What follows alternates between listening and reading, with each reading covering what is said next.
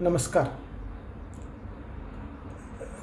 मी खरं तर कुठल्याही प्रकारचा नवीन व्हिडिओ बनवायचं नाही असं ठरवलं होतं. पण आज ट्रेड्स इन्व्हेस्टमेंट कंपनीचे एक डायरेक्टर राहुल काळोखे हे खूप दिवसानंतर लपून बसले जे होते ते आज तुमच्यासमोर प्रकट झालेले आहेत. जवळजवळ मागच्या एप्रिल 2024 पासून हे डायरेक्टर दुबईला जाऊन बसलेले आहेत आणि आज अर्धवट माहिती घेऊन तुमच्यासमोर आलेले आहेत. येन केन प्रकारानं ही सगळी रिस्पॉन्सिबिलिटी माझ्या अंगावरती ढकलणं, मला रिस्पॉन्सिबल ठरवणं, ब्लेम गेम करणं एवढंच फक्त यांचं काम चालू आहे. त्यांनी व्हिडिओमध्ये ज्या काही गोष्टी मेन्शन केलेल्या आहेत त्याची काय सत्यता आहे हे पूर्ण कम्युनिटीला माहिती आहे. पण तरीसुद्धा आज त्यांनी समोर येऊन जी अर्धवट माहिती सांगितलेली आहे त्याबद्दल मी पहिल्यांदा त्यांचं आभार मानतो, धन्यवाद देतो. कमीत कमी त्या निमित्तानं तरी ते बिळातून जे बाहेर आलेले आहेत आणि अनेक आपल्या लोकांना आज पहिल्यांदाच त्यांनी तोंड दाखवलेलं आहे. त्यांच्यात जर हिम्मत असेल तर त्यांनी ह्याच गोष्टी फक्त पुण्यात येऊन बोलाव्यात. पुण्यातल्या कुठल्याही ऑफिसमध्ये आपले सर्व मास्टर फ्रँचायझीज, आपले फ्रँचायझी पार्टनर्स किंवा आपले सर्व इन्व्हेस्टर्स यांच्या समोर फक्त एकदा ट्रेड्स इन्व्हेस्टमेंट प्रायव्हेट लिमिटेड या कंपनीच्या जी आपली पॅरेंट कंपनी आहे या कंपनीच्या डायरेक्टरनी एकदाच फक्त समोर यावं आणि आपली भूमिका मांडावी.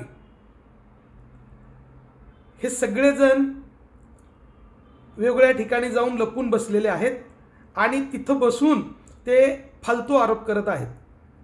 खरं तर मी आपल्या कम्युनिटीच्या हिताचा विचार करून कुठल्याही प्रकारच्या अशा पद्धतीचं सोशल मीडिया ट्रायल करण्याच्या विरोधात आहे. लोकांना तमाशा बघणं, इतरांची मजा घेणं ह्याच्यात जास्ती आनंद असतो. आपला जो काही विषय असा आहे तो आपल्या चार भिंतीच्या आत राहावा यासाठी मी कसोशीनं आत्तापर्यंत प्रयत्न करत आलो. मागच्या 3 ते 4 महिन्यापासून ट्रेड्सच्या सर्व डायरेक्टर्सना मी विनंती करतोय की तुम्ही समोर या, आपण एकत्रित बसूया आणि आपल्या सर्व सभासदांसाठी त्यांच्या हितासाठी एकत्रित येऊन काहीतरी निर्णय घेऊया. पण हे लोक समोर यायला तयार नाहीत. कुठल्याही प्रकारची साधी झूम मीटिंगसुद्धा आपल्या कम्युनिटीसाठी हे ऑर्गनाईज करत नाहीत. म्हणजे समोर येण्याची तर डेअरिंग तर अजिबातच नाही. अजूनसुद्धा मी त्यांना सांगतो, अजूनही वेळ गेलेली नाही. आपण सगळे समोरे जाऊ. सगळ्यांना तुम्ही इथं या, इंडियामध्ये या आणि आपल्या लोकांना ज्या काही फॅक्ट आहेत त्या सांगा. तुम्ही ट्रेडिंग करत असताना किती प्रॉफिट झाला आहे, किती लॉस झालेला आहे ते ट्रेडिंग अकाउंट एकदा शो करा. आत्तापर्यंत इन्फानाईट बीकनच्या माध्यमातून जो काही फंड घेतलेला आहे त्याचं नेमकं काय झालेलं आहे ते एकदा तुम्ही शो करा. कुठल्याही गोष्टीची सत्यता न दाखवता अर्धवट माहिती देऊन लोकांना भ्रमित करणं, संभ्रमित करणं आणि त्यांच्या मनामध्ये गदारोळ निर्माण करणं एवढंच फक्त काम अर्धवट माहिती देऊन केलं जातं आहे. हे तुम्ही सगळे जर आता समजून घेतलेलं असेल. फक्त टाईमपास करणं आणि वेळ काढून घेणं एवढंच फक्त हे काम करतायत. दररोज काहीतरी नवीन पिल्लू सोडायचं, कुठला तरी ऑडिओ व्हिडिओ क्लिप एखादी सोडायची आणि अख्खा दिवस वाया घालवायचा. आज इथं आपल्या इन्व्हेस्टर्स आणि आपल्या पार्टनर्सना एक तास हा एका दिवसासारखा वाटतोय आणि एक दिवस हा एका महिन्यासारखा वाटायला लागलेला आहे. म्हणजे एवढ्या प्रचंड परेशानीत असतानासुद्धा हे आपल्या जखमीवरती मीठ चोळत आहेत. हे सर्व डायरेक्टर्स वेगवेगळ्या पद्धतीनं आपली मजा उडवत आहेत आणि आपल्या जखमीवरती मीठ चोळत आहेत. त्यामुळं याच्यानंतर मी कुठल्याही प्रकारचं अशा पद्धतीचा रिप्लाय देणार नाही. त्यांना ही मी शेवटची मागणी आहे की एकदा तुम्ही समोर या आणि लोकांना समोर येऊन वस्तुस्थिती सांगा. तिथं बसून स्वतः सेफ झोनमध्ये राहून आपल्या सगळ्या लोकांना वाऱ्यावरती सोडून तुम्ही जे काही खेळ करत आहात ते खेळ बंद करा. नाहीतर सरकारी यंत्रणांना सामोरं जा. तुम्ही कितीही समजत असाल की आम्ही सेफ झोनमध्ये आहोत, पण मित्रांनो ही गोष्ट विसरू नका. ट्रेडच्या सर्व डायरेक्टर्सना माझी पुन्हा एकदा विनंती आहे, तुम्ही कितीही पळालात तरीसुद्धा हा नवीन भारत आहे, हा नवीन मोदीजींचा भारत आहे आणि इथं तुमची सुट्टी होणार नाही. तुम्ही जगाच्या कुठल्याही कोपऱ्यात जाऊन बसा, तुम्हाला भारतामध्ये परत आणण्याची सोय केली जाणार आहे। इथल्या यंत्रणांना तुम्हाला सामोरं जावंच लागेल। तुम्ही कितीही सोशल मीडियातून अपप्रचार करण्याचा प्रयत्न केला तरीसुद्धा फॅक्ट ही फॅक्टच राहणार आहे, वस्तुस्थिती बदलणार नाही आणि सत्य हा कधीच लपून राहणार नाही। एक ना एक दिवस सर्व लोकांच्या समोर सत्यता येणार आहे। ट्रेड्स इन्व्हेस्टमेंटचे सर्व डायरेक्टर्स आणि या सिस्टमबद्दलची मला ओळख होण्याच्या अगोदर सिस्पे फिनोवेल्थ हा मी प्लॅटफॉर्म रन करत होतो। त्याच्यामध्ये सगळे ग्राहक सॅटिस्फाईड होते, कारण आम्ही कमी रिटर्न देत होतो आणि त्याच्यामध्ये सुद्धा सगळे आपले ग्राहक सॅटिस्फाईड होते। ट्रेडच्या प्लॅटफॉर्मवरती एकत्र येण्याचा उद्देश हाच होता की इथे खूप मोठी ऑर्गनायझेशन आहे, वेगवेगळे 7 डायरेक्टर्स वेगवेगळ्या विभागामध्ये काम करणार आहेत। कुणी त्याच्यामध्ये CEO म्हणून काम करत होते, एक director CTO chief technical officer म्हणून काम करत होते, एक डायरेक्टर म्हणजे प्रसाद कुलकर्णी हे लीगल आणि कंप्लायन्सेसचं काम बघत होते, राहुल काळोखे मार्केटिंग हेड म्हणून काम करत होते, मार्केटिंग डायरेक्टर म्हणून काम करत होते, त्याचबरोबर सचिन खडतरे CTO, त्याचबरोबर चेतन धर CEO म्हणून काम करत होते आणि डायरेक्टर म्हणून ते काम करत होते। त्याचबरोबर आगस्ट मिश्रा हे फंड मॅनेजमेंटचं काम बघत होते, गौरव सुखदेवे हे पेआउट डिस्ट्रीब्युशनचं काम बघत होते, ॲडमिनिस्ट्रेशन आणि पेआउट डिस्ट्रीब्युशन। अशा पद्धतीचं प्रत्येक डायरेक्टर वेगवेगळ्या जबाबदाऱ्या घेऊन काम करत होतं आणि माझी रिस्पॉन्सिबिलिटी फक्त मार्केटिंग करण्याची होती। मार्केटिंग डायरेक्टर म्हणून कंपनीनं मला अपॉइंट केलेलं आहे, त्याचं अपॉइंटमेंट लेटरसुद्धा मी तुम्हाला सगळ्यांना शो करू शकतो। कालांतरानं जसजसं हा सिस्टम पुढे गेला तसतसं ट्रेड्स इन्व्हेस्टमेंट प्रायव्हेट लिमिटेड ही सेबी रेग्युलेटेड एंटिटी आहे आणि जे सुरुवातीला त्याची सिस्टर कन्सर्न म्हणून जे काम करत होती ऑर्गनायझेशन ती होती ट्रेड्स फायनान्शियल सर्व्हिसेस, ज्याचे बँकिंग ऑथॉरिटी ही सचिन खडतरे, राहुल काळोखे आणि आगस्ट मिश्रा यांच्याकडेच होती। कालांतरानं पुन्हा त्यांनी सांगितलं की ट्रेड्स इन्व्हेस्टमेंट प्रायव्हेट लिमिटेड या कंपनीचं सेबी रेग्युलेटेड कंपनी नवीन ब्रोकिंग हाऊस आपलं येणार आहे आणि ह्या ट्रेड्स फायनान्शियल सर्व्हिसेसमुळे त्याला अडचणी निर्माण होतील, तर आपण त्याचं नाव चेंज करू आणि इन्फानाइट बीकन ह्या नावानं आपण बिझनेस सुरू करू। आता खरं तर त्यांच्या डोक्यातला उद्देश मला लक्षात नाही आला त्यावेळेस, पण त्यावेळेस आगस्ट मिश्रा, सचिन खडतरे हे त्यापासून लांब राहिले आणि ट्रेड्स फायनान्शियल सर्व्हिसेस या नवीन पार्टनरशिपमध्ये मी, राहुल काळोखे, गौरव सुखदेवे आणि प्रसाद देशमुख आम्ही 4 लोकांची मिळून पार्टनरशिप डीड रजिस्टर केली आणि याच्यामध्ये सायनिंग ऑथॉरिटी हे राहुल काळोखे, गौरव सुखदेवे आणि मी स्वतः होतो बँकिंग ट्रान्झॅक्शन करण्यासाठी।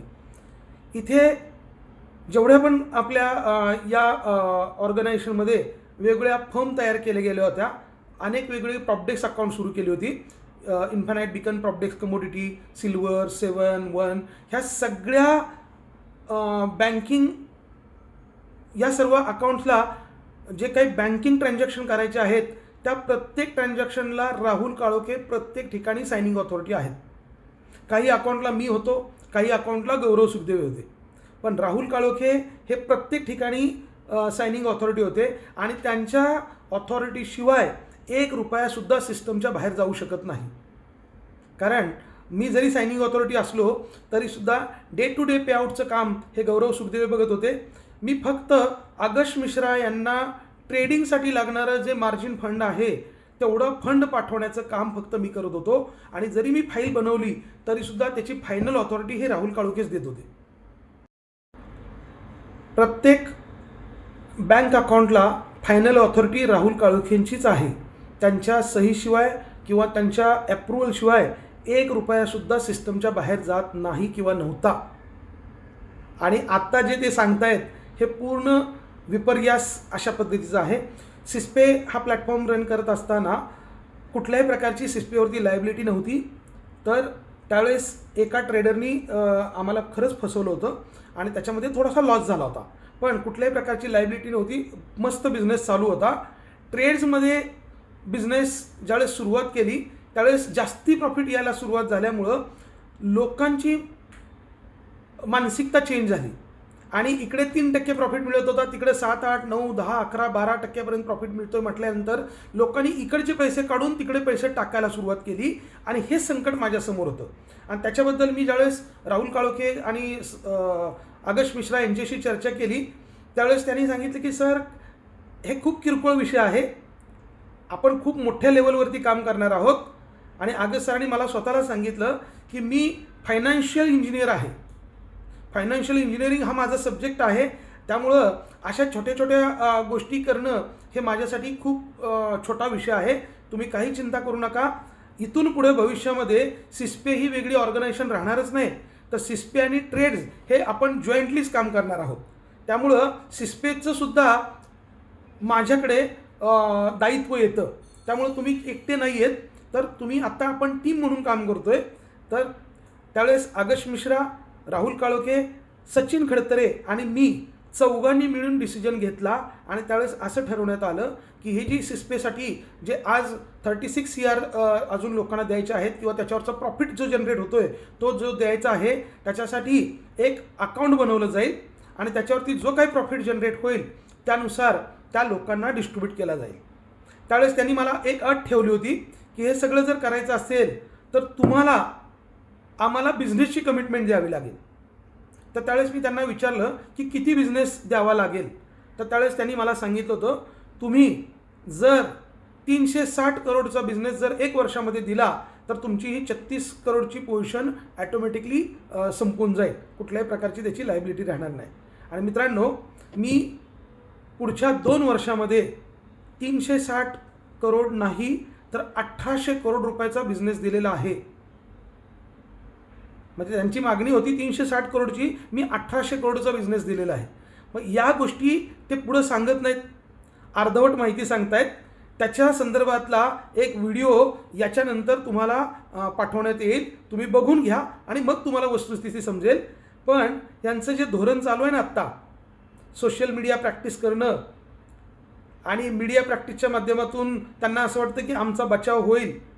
मित्रांनो तुम्ही सगळ्यांनी आत्तापर्यंतचा जो काही प्रमोशन केलेले आहेत, मला डिफेम करण्याची ज्या पद्धतीनं त्यांनी वेगवेगळ्या प्रकारचं प्रयोग केलेले आहेत त्याच्यामधून आता उलट लोकांच्या मनामध्ये चीड निर्माण व्हायला लागलेली. हे ज्या पद्धतीनं माझी बदनामी करायचा प्रयत्न करताय त्यामुळे लोकांचं स्पष्ट म्हणणं आहे तुमचं भांडण तुमच्याजवळ ठेवा, आम्हाला पैसे द्या, आम्हाला सोल्युशन द्या, ही भावना लोकांची तीव्र झालेली आहे. त्यामुळं इथून पुढे मी कुठलाही प्रकारचा व्हिडिओ अपलोड करणार नाही, हा शेवटचा व्हिडिओ असेल. जे काय असेल इथून पुढचं जे काय काम करायचं आहे मी माझ्या सर्व सहकाऱ्यांना बरोबर घेऊन आपल्या सर्व पार्टनरसाठी आणि आपल्या इन्व्हेस्टरसाठी सोल्युशन देण्यावरती आम्ही काम करतो आहे. आम्हाला हे फालतू गोष्टी करण्यासाठी आमच्याकडे वेळच नाही, आम्हाला पॉझिटिव्ह काम करायचं आहे आणि आमच्या लोकांना सोल्युशन द्यायचं आहे. जी माझ्यामुळं जी कम्युनिटी आज अडचणीत आलेली आहे, म्हणजे मी ह्या लोकांच्या शब्दावरती विश्वास ठेवला, हे मोठं काम उभं करतील, त्यांचं विजन खूप मोठं आहे, इंडियाची ब्लॅकरॉक बनवायची आहे, या त्यांच्या विजनवरती मी विश्वास ठेवून मी स्वतः फसलो आणि माझ्यामुळं तुमच्यासारखे अनेक फ्रँचायझी पार्टनर्स आणि इन्व्हेस्टर्स याच्यामध्ये सफर करत आहेत. त्यामुळं इथून पुढे मी फक्त सोल्युशनवरती काम करणार आहे आणि आपली कम्युनिटी सगळी सेफ झोनमध्ये घेऊन जाण्यासाठी काय करता येईल हे सर्व सहकाऱ्यांशी चर्चा करून पुढचा आम्ही रोडमॅप ठरवत आहे. लवकरच आपण सगळ्यांसाठी सोल्युशन घेत आहोत. कुठल्याही व्यक्तीचा 1 रुपयासुद्धा सिस्टममध्ये बुडणार नाही याच्यासाठी आम्ही सगळेजण काम करत आहोत. मित्रांनो आता इथून पुढे माझ्याकडून कुठल्याही प्रतिक्रियेची अपेक्षा ठेवू नका. मी काम करून दाखवेन आणि काम हेच माझी प्रतिक्रिया असेल. आणखी एक गोष्ट क्लिअर करणं गरजेचं आहे. हे वारंवार आगश मिश्रा आणि राहुल काळोखे बोलत आहेत की बँक स्टेटमेंट मिळत नाहीत, बँक स्टेटमेंट मिळत नाही. बँक स्टेटमेंट देणं ही माझी रिस्पॉन्सिबिलिटी किंवा माझी जबाबदारी नाही किंवा ते माझं काम पण नाही आहे. राहुल काळोखे तुम्ही स्वतः प्रत्येक अकाउंटला सायनिंग ऑथॉरिटी आहात, त्यामुळे तुम्ही स्वतः बँक स्टेटमेंट मिळवा आणि हा टाईमपास करणं बंद करा. कारण 1.5 महिन्यापूर्वी मी गौरव सुखदेवकडे सगळे बँक स्टेटमेंट पाठवलेले आहेत. परत मागच्या 10 दिवसापूर्वी आगश मिश्रांना पण मी सगळे बँक स्टेटमेंट पाठवलेले आहेत. त्यामुळे बँक स्टेटमेंटचा बहाणा करू नका. पेमेंट रिलीज करण्यासाठी कुठेही बँक स्टेटमेंट लागत नाहीत. पहिलं पेमेंट रिलीज करा. लोक ज्याची वाट बघतायत ज्याच्यामुळं अनेकांचा जीव टांगणीला लागलेला आहे, अनेकांचे जीव जाण्याच्या मार्गावरती आहेत.